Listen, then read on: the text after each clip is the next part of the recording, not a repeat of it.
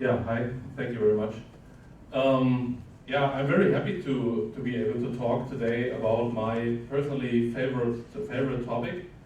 The thing is actually, when people are talking about relevance, what I see there is they're mostly talking about algorithms. So, and this is kind of reasonable because actually, of course, the algorithms are the most important part, or actually, let's say the most interesting part.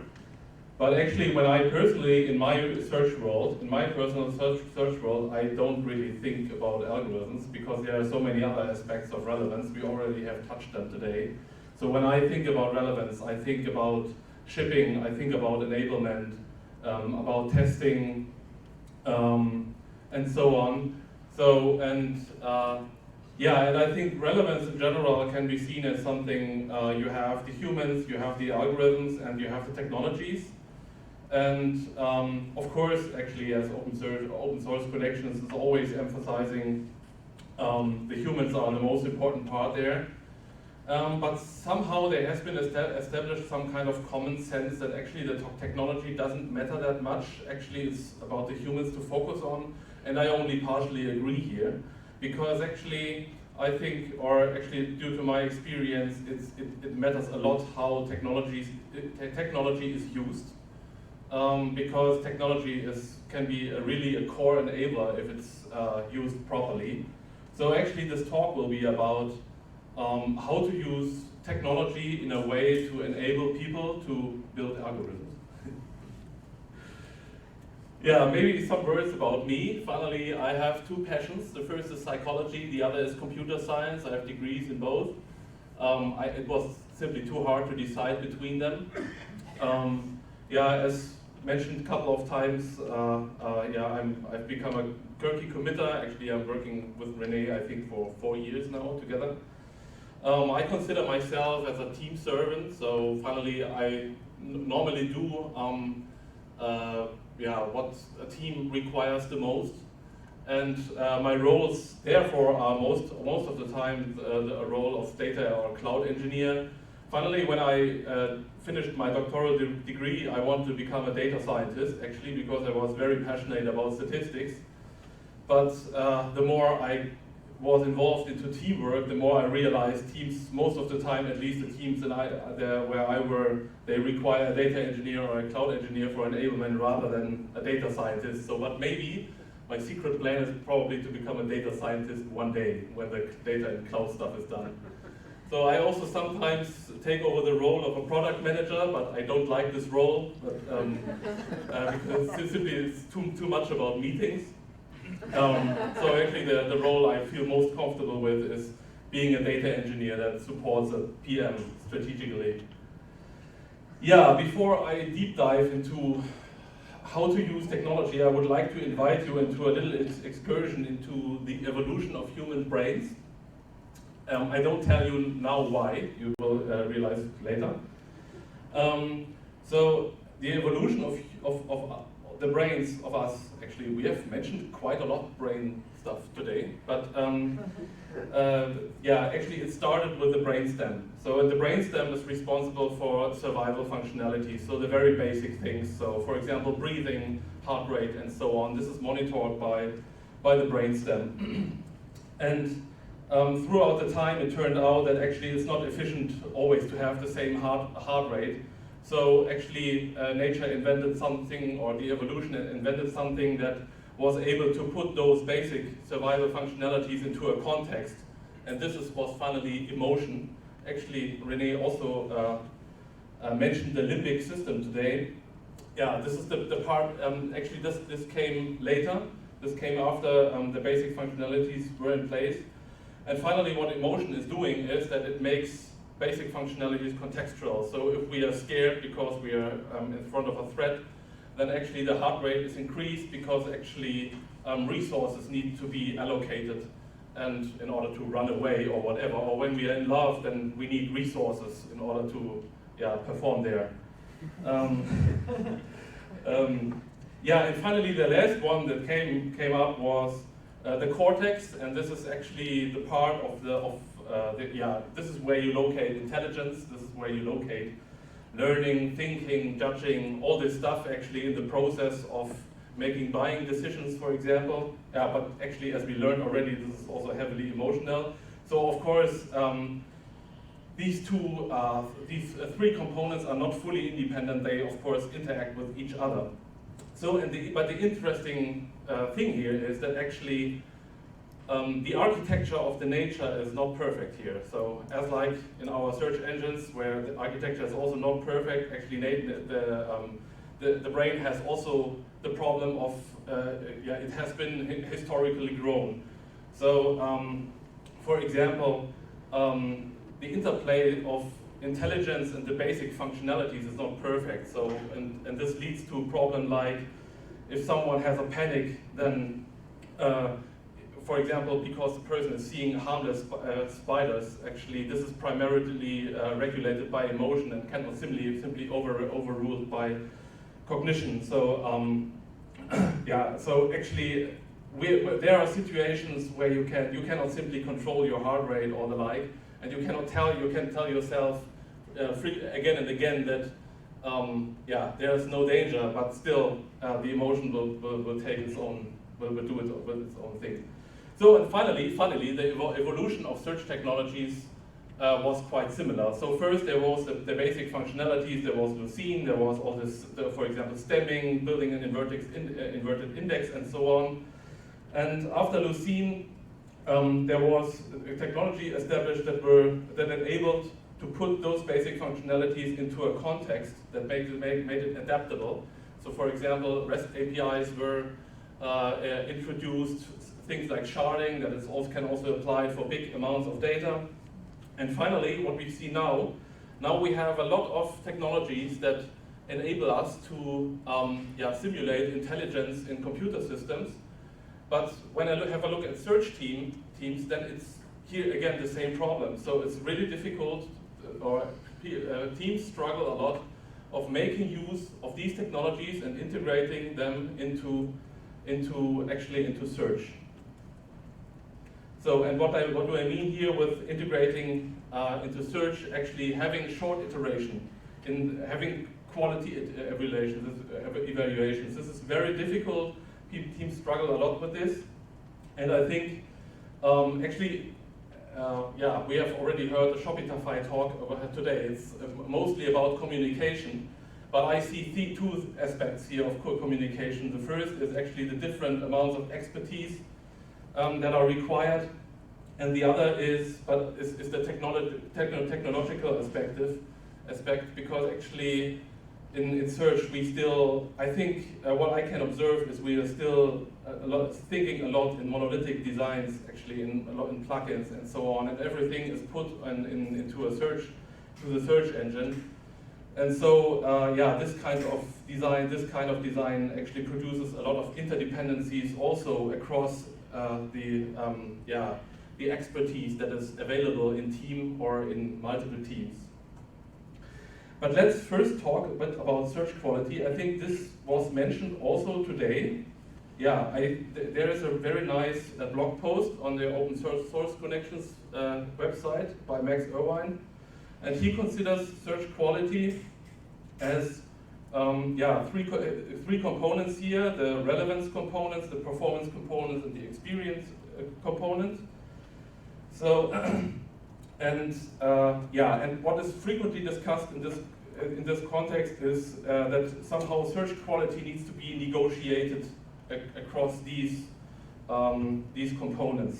So, and how complex this is as a process becomes entirely clear if we add all those different kinds of expertise that are required to implement this.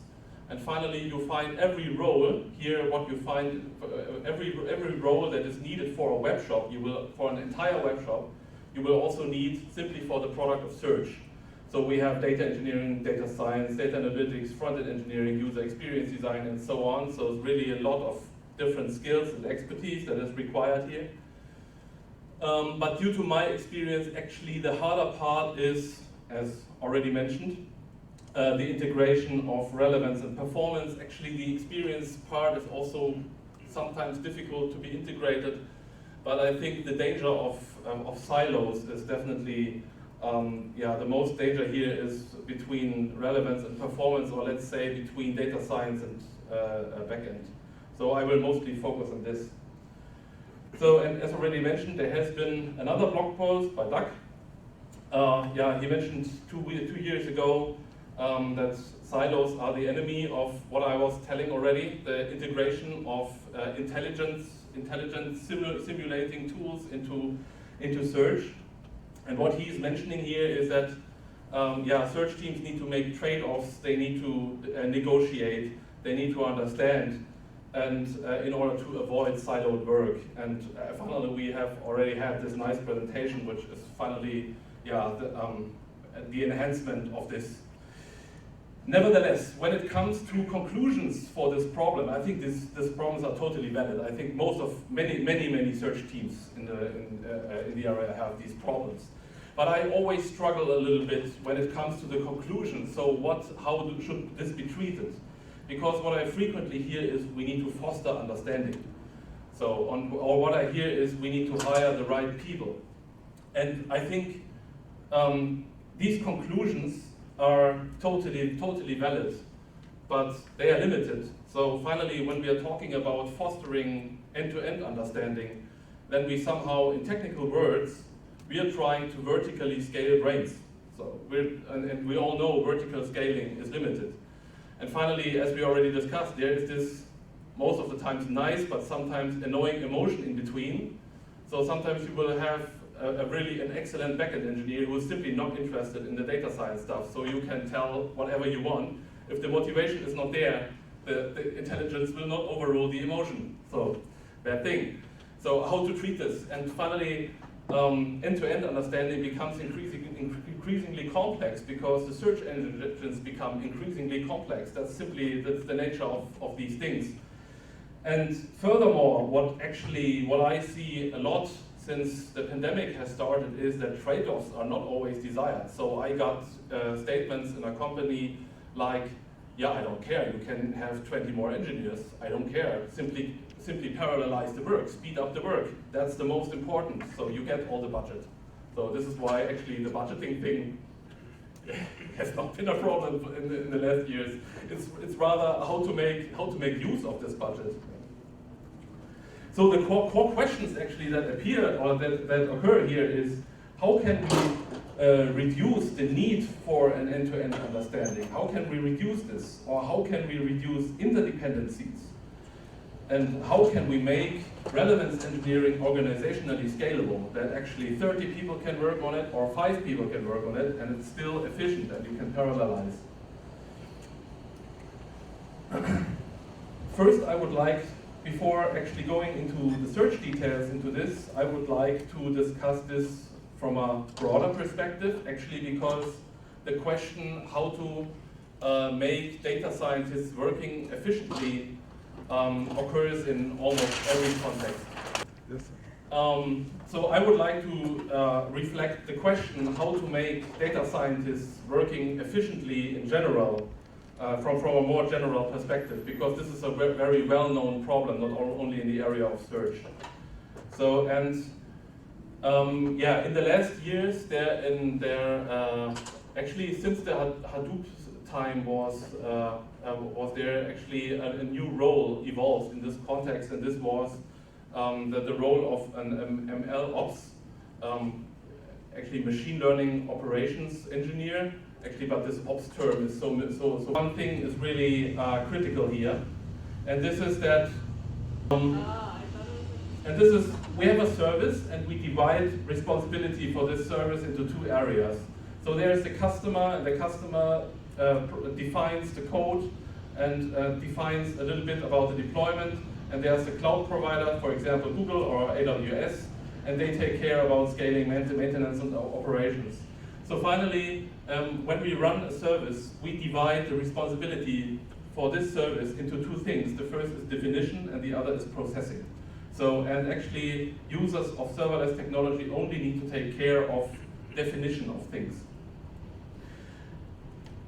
The nature of serverless technology is that actually they are very focused. So of course, so for example, we have open source tools like Kafka, which have a really, really broad scope. So they are not only about messaging, they also have those Kafka streaming stuff and so on. And serverless technology normally works different. Actually, they only focus on one single thing. And this is also why you normally do not require only one actually technology here, but many of them. For example, we had the DBT Airflow discussion here. Actually, I can tell you easily what this is. DBT they are both workflow orchestrators. So DBT and so actually workflow orchestrators are you have many steps to do something. I will simply continue now. For example, you want to calculate Bayesian judgments. So you have the tracking data and you require pre-processing step 1, then you have step 2, then you run a Python script as a third step. Maybe when all they are done, you have a fourth step, and then you push the results to somewhere, and then the pipeline is done. So this is what workflow orchestration is about, and this is a quite complex topic. So, and this is primarily what DBT and Airflow are about. So, and there is a third very famous workflow orchestration tool. This is called Kubeflow, and this is something that was released as a serverless product by Google this year. This is Vertex pipelines here, and as you can see, but actually, if you to run these pipelines, you need more serverless tools. So, and of course, if you want to run this in production, for example, you need to run it with a cloud function and you need to trigger it with a pub sub. So I won't go into too much detail here. Core messages here, you need to do more things. You need to do integration things. And of course, if you run this in production, you need to stick to the constraints of the company. So probably you have virtual private cloud stuff, networking stuff, and so on, these things to do. You want to have monitoring and stuff like this, yeah? So to have code productive, you need a couple of things to be done. The good thing is that they are all boilerplate. You can use them in a quite generic way, and you can use them in the same way. And actually, you don't need to maintain them. You simply need to define them. So you can create using MLOps. You can create templates, or let's say boilerplated templates, to define them. And actually, a very exciting technology has evolved here in the last years, and this is Terraform. Actually, it helps to mirror a definition that you have in a versioning, something like in a versioning repository, something like Git, and it mirrors these definitions you have there to the cloud. So you have everything you run. You don't do anything manually anymore. You define everything in a versioning in something like a Git, and then it's mirrored to the cloud. So, and that's actually your engineering. So, and the exciting thing here about is that you can create so-called modules which hide all those single aspects seen above. And then you simply define an interface that data scientists can use in order to run code productive. And this means that data scientists actually can use all those templates, and all they need to do then is to write code, to have Docker files, and to create pipelines definitions, and that's it. So, and then they are fully independently able to deploy productive pipelines. So, and that's really a very big enabler. I can only recommend to start thinking in this way. So for example, this could be now a pipeline to create Bayesian judgments, which can be isolatedly developed by data scientists, and they can create productive code which fulfills all those requirements to run professionally. But as of now, we have a way actually to productionize code of data scientists. But the part that is missing is now how do we make use for the search with this? So, and I will start with the rewriting part. Actually, we have talked quite a lot about rewriting today. Actually, what is this about? Yeah, for example, we have a query like Apple, smartphone, and case, and we say they all should match. And then we have a synonym, and this is a multi-word synonym, for example, like iPhone for Apple and smartphone. And yeah, and we rewrite the query in a way that the scoring is fair, irrespective of whether two terms match or whether one term matches, and then we apply this synonym in a way. So this is one example of query rewriting. Of course, query rewriting is a lot more. For example, also word break or spell corrections, and they could all end in such kind of more and more nested and complex query definition in order to have a proper matching and especially also a proper scoring, which is quite critical part here. We have already heard about Kirky. So Kirky is a query rewriting tool that provides several rewriters. One of them is the common rules rewriter, and in this rewriter you can define rules. For example, simply synonyms like iPhone for Apple smartphone. And this definition is like if it's contained in a query, then apply this, or and boost probably for the brand Apple. But we could also say for the exact match, for the exact query Apple smartphone, we filter for everything that is made by Apple, for example, and we also filter by product type smartphone. So then we really only have Apple smartphones for this query. But Kirky also enables semantic stuff. For example, you could create a rule like if the query contains smartphone and not something that is related to a case or a back cover, then filter for smartphones. So something to make actually the navigation cleaner and also to have a cool result set here. So and this is embedded in a rewriter chain. So for example, the rewriter chain could look like that you first apply the word break rewriter. This works automatically, it does not require any rules. And after that you apply the synonyms rewriter, which is fed by rules from SMUI. But of course, what you can also do is you can use the data science framework as mentioned before in order to create a pipeline, and the output of this pipeline is another rewriter. So for example, you could say, I don't only calculate judgments, I also use them as a very beginning, for example. I say I have the query iPhone, and from the tracking data I see that actually several products perform in the session context of this query. So actually my pipeline output is to do whatever the data scientist considers to be reasonable, and the output is a rewriter with predefined rules. So and this works very well. Actually, we know quite a lot of Kirky consumers actually who act like this. As Kirky also supports those semantic stuff, you could also, for example, consider something like that you filter, that you apply filter on the basis of query attributes, and you can do this on a query or a term level. So, and if we think one step further, then of course you can also apply a service in between, actually where the output is pushed to and the service will deploy the rewriter. So, and that's thinking about, we have two teams. We have the search core team that takes care of the search engine, the performance and the like, and then we have a relevance team, and this is taking care of actually the machine learning part. And let's say that the rule deployment service also considers several thresholds you're not allowed to exceed. So for example, you're only allowed to push 10,000 rules at the same time or the like.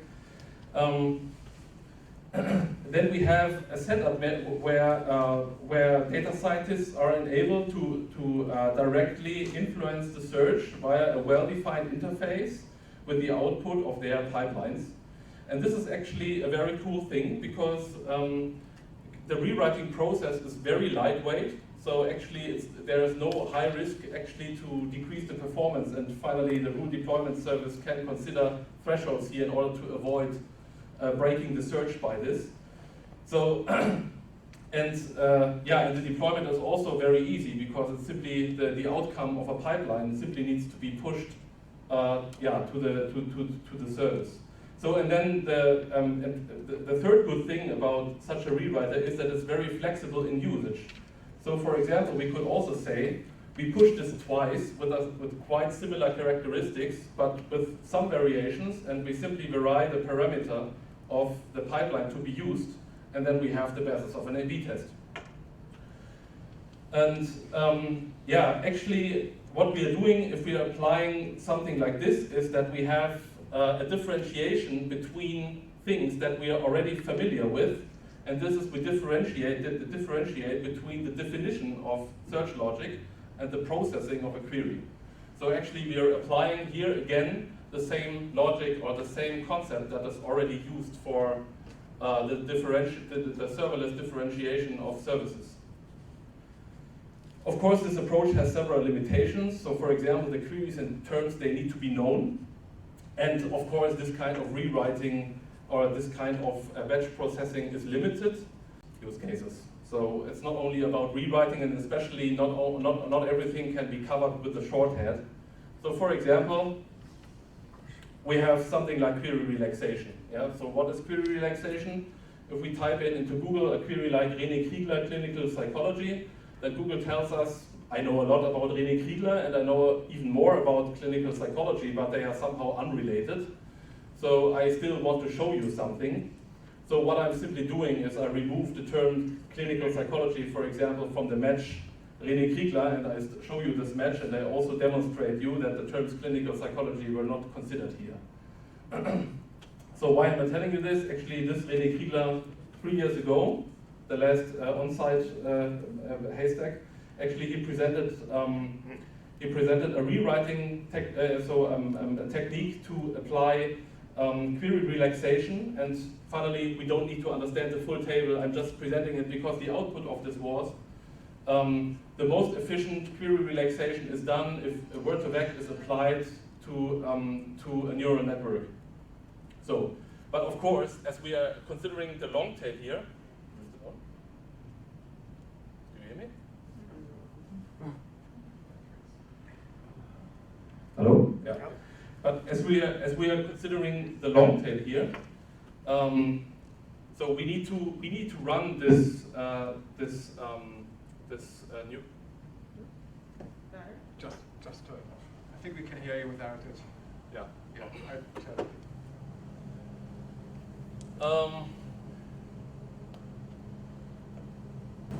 So we need to run a neural network in real time. So, and this is quite challenging. And when I heard this talk, actually, the thing I was wondering the most is how do we run this? So, and I think there are many different ways to do that, but they are not equally valid or reasonable. Let's assume we have a very simple search approach where you have a front end and then you have a back-end service in between that covers a lot of some business logic, and then we have the search engine. So where to run the query relaxation algorithm here. The first approach would be we do it like it is frequently in the area of search. We consider it to be a plugin. So I think that's not a good idea, because actually if we consider this to be a plugin, then load and deployments interfere with indexing. So this is something that is really undesired. So for example, if you run Solr or Elasticsearch on Kubernetes or the like, and you need to deploy in order, you need to redeploy, and you have real-time updates, then these updates will be missing, and only because of the deployments actually you will require recovery procedures and so on. And another annoying thing about this is that this is quite a monolithic design. So actually you will always require a system engineer or a search engineer who might be building completely different features at this time and being totally annoyed by those continuous requests, please deploy my algorithm again. So you cannot iterate fast with this, so I think. And finally, you require a lot of back-end logic here in order, or a lot of logic in the plugin in order to compare this with an A/B test. Yeah. Another approach would be to run it in a search service. I think this is already a better approach because the load and the deployment at least do not interfere with indexing, but only with other features. So we need to consider search in e-commerce is much more than relevance. You have something like sponsored brands, sponsored products, marketplace, so really heavy things that are really difficult to solve. So it's still a bit monolithic, but at least it's not involved into the most fragile component of our search application, which is the search engine itself. So, but still, actually, you will require a search engineer that is working probably on completely different features to deploy this. So I think this is also not very efficient. I think the best approach would be to have a rewriting, completely separated rewriting service. Finally, then you completely abstract the load away from all this other search stuff. And finally, these things are also that actually we are discussing in the context of Kirky quite a lot. Actually, how could we now approach, take the next step for rewriting? And I think this is definitely required to be in a separated service. There will still be backend engineers required for running the service or for deploying or for building such kind of service, but still it's completely separated, and we again have the separation between definition and processing. So, and I think like this you can do testing simply with API versioning, and then it's again only about parameters to apply an A/B test within the search service. Same is the case for re-ranking, finally. I think I definitely not recommend to do this within the plugin, because actually this is also a very difficult thing that requires iterations, and yeah, actually I'm in such, yeah, I mean, I think it's sorry. I think it's the same disadvantages like mentioned before. So I think here, again, a separated service is the by far better approach than integrating this either in the search engine or the search service. So, and then if we have a look at this, we have a decomposition of relevance into 3 different sections. The first is the rewriting, then we have the processing, and then we have the refinement. And I think this is a good approach to enable efficient testing and efficient developing. So I think this is some kind of architecture to go when scaling search in larger companies. One last thing, actually, especially older engineers frequently worry about latencies. I would not worry that much about this, because what was funnier than expected. It's totally accurate. I So, didn't think I was old for the because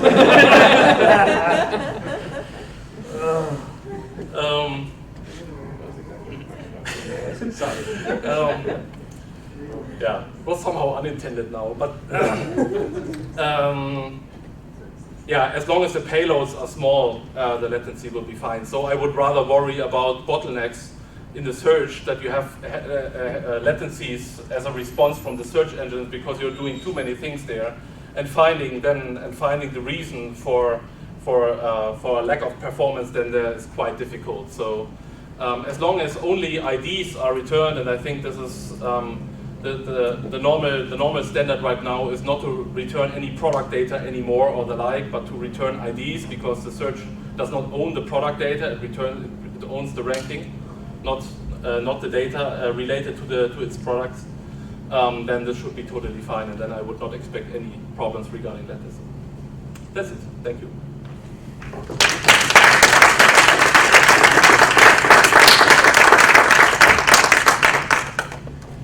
So if you're passing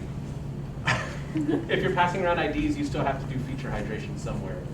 And so if you're re-ranking, you presumably would do the feature hydration at that point. Yeah, this is painful, I think, yeah. Yeah, so there you have to pay you got to go to a database somewhere and get them. And the search may have all that information already. So you have this tension between, I need to make another call to whatever data store I have, versus I have all this stuff that I could just include in it. And you have this tension between the SLAs. Is that a fair? It's a trade-off. Yeah. So, but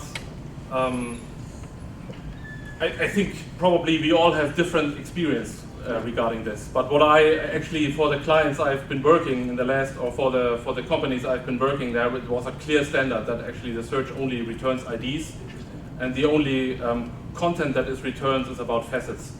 So because there you don't have a different option.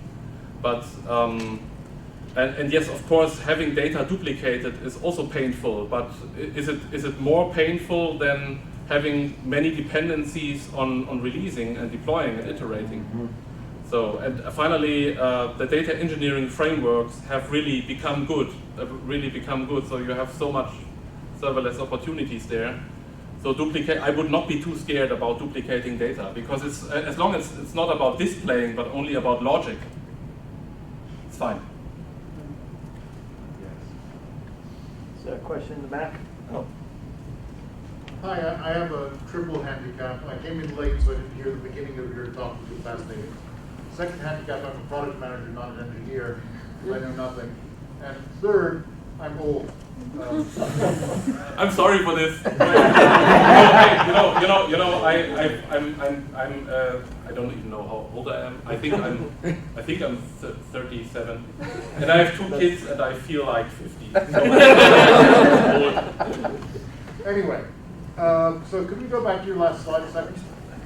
I love the boxes, but there are no arrows, so I don't understand how you're imagining this works. Is it the front end that orchestrates the interactions? Do you have another server layer in between? How do you organize this?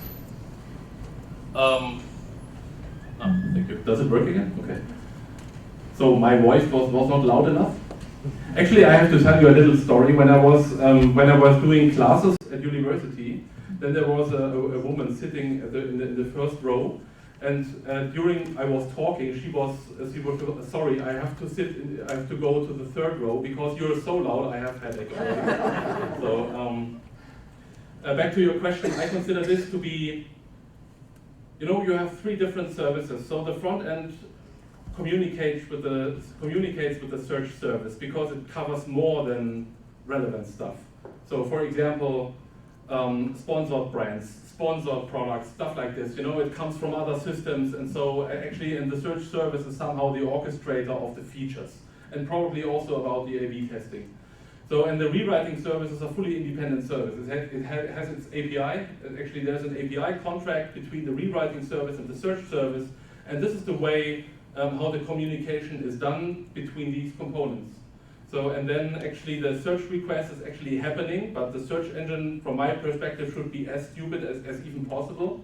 It should focus on getting the indexing done, and it should simply follow instructions that it gets from the rewriting. And then the response from the search engine is returned, and what the refinement service is seeing is simply a list of, it receives a list of IDs and returns the list of IDs. That's it. And then the response is returned to the front end. But to do the re-ranking, it's looking at the contents of those documents, or not? Yeah. So this was what we already discussed before. You need then to duplicate the data engineering behind. But again, this is a trade-off. So actually, if you have all in one place, then of course it's easier. But actually, the real-time capabilities of keeping data synchronized, they really improved in the last years. They became really good. And finally, as long as this is not about displaying data, so as long as you do not display availabilities or prices, which might lead to problems if things are sold in a wrong way, and as long as this is about logic, I would never really worry about duplicating data. So I'm curious on 2 things actually that are kind of unrelated. One is the rewriting service. What if it depends on things that the search engine knows? Like, so for instance, like synonym graphs, right? Let's say that you have a synonym that is actually like multiple words that really depends on knowing like the positions like inside like the search engine to like fully replace it. Like USA replaced with United States of America, right? Like I'm curious about like how that would work, like because I can imagine different forms of rewriting that might really be dependent on like the rewriting service knowing the index. So that's like the first question, and the other question is like, who owns like pagination and caching and things like that, right? So that like especially with like a refinement service, let's say that like you refine 1,000 results, but then like, you know, somebody issues like another request, but in between, but like who like actually owns that cursor? I think at least I will first answer the second question. Sure. Actually, I think for caching there are many solutions. So one solution, for example, is that you have between the front end and the backend system that there is another layer, and there's some kind of backend orchestration service that finally orchestrates these things, and that also synchronizes caching across the touch points of a web shop. So I would not really see, maybe there's caching in between the search service and the rewriting service or the like, there's probably additional caching, but I would see the caching between front-end and search service finally. Regarding your question that you need feedback from the index in order to process a query, this is a really good question. And I would say, as of now, it's an open question. Oh, okay. But again, actually, it doesn't matter whether it's one step or whether it's 5 step. The matter is where is it defined. So, and it's actually the search service can implement things like please repeat it, or if you receive this, then do this, and so on. So most of the time we have multiple requests between the search service and the search engine. This is correct. But again, I think there are also multiple solutions. So there is again data duplication, which you can of course always do. And in the end, it's about receiving instructions. But finally, probably it's not the rewriting service is not doing the full logic, but it's somehow split up between the search service and the rewriting service. Oh, hey, it's funny. Well, so at Shopify, of course, we have a very strong bias towards monoliths, and for a variety of reasons. And what's interesting is we arrived at a similar architecture, other than we deploy a library as opposed to dealing with services. But what I find is that maybe to our talk with Penn, my talk with Penn, even I sort of have gone through cycles of having this vision of, oh, now we have a rewriting service and data scientists or relevance engineers can deploy whatever they want.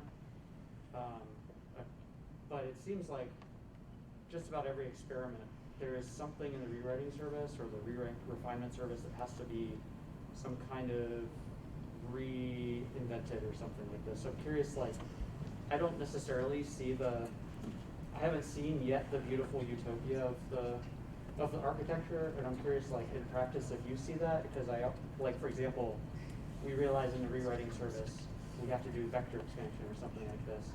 And so, okay, we have to create a new layer for that. And that's where the data eng partnership for us kind of comes in as a thing that we really value, because when we have to add something to that or add something to refine, it's often not as straightforward as we just deploy a new model or something like that. What was the first question? Oh, no, the first question was we basically ended up in a similar architecture, except we're Shopify, so we believe in monoliths. So I think actually regarding vector search, this is interesting because I talked with Daniel about this question when we met at the Munich airport accidentally. But actually our conclusion was, you still have things like we want to push our own brands. So you have things, features that actually you don't want to model, or actually you're not mature enough to model them. And probably, I think maybe then it will be you first apply the query, and after that, and the business rules are then applied in the refinement or the like. But in general, I think it's rather, what I'm trying to do is just to open a discussion, actually, how can we split up things in a more scalable way. So, and I think there, of course, vector search or the like will change this picture quite a lot, probably. But it's for us, we find it's not just vector search. It's in a couple months there will be some completely new thing, and then we have to kind of open the hood of the rewriting service, And if it's just if we cast it just as an engineering problem, it often isn't done right or something. Yeah. And so that's where kind of like that's where we came up with our perspective, I guess. That part of it. All right, do we have any other questions? All right, terrific. Thank you, Johannes, for kind of working through a difficult talk today. My